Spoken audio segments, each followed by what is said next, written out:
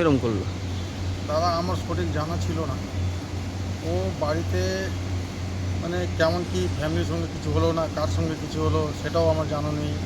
এই সত্ত্বে ও আবার বাড়ি থেকে বেরিয়ে চলে গেল। চলে যাওয়ার পরে একটু নদীর ধার থেকে বলছে যে মা আমার ওর মাকে ভিডিও কল করলো। করার পরে মাকে বলছে, মা আমাকে শেষ দেখা দেখে নাও, আমাকে ক্ষমা করে দাও, আমি আজ থেকে আমি বিদায় নিয়ে নিলাম, এই বলে আমার। তারপরে কি করলো?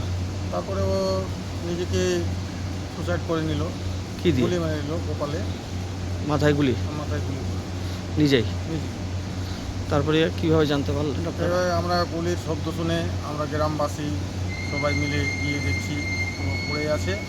পড়ে যাওয়ার সত্ত্বে আমরা ওখান থেকে তুলে নিয়ে এসে মালদা মেডিকেল কলেজে নিয়েছিলাম। মারা গেছে? মারা গেছে। কোনো কারণ কি কারণে করলো না, কিছু? কোনো কারণ জানা নেই আমার। এমনি কি করতো?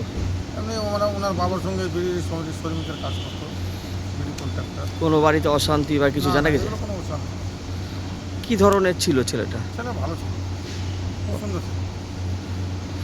এই আগ্নেয়াস্ত্র পেলো কোথায় থেকে ওই? সেটাও জানা নেই কোথায় থেকে কি আসে। কি চাইছেন আপনারা?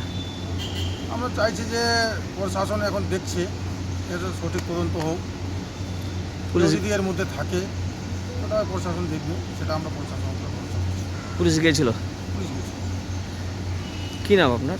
এমডি আলিম ইসলাম।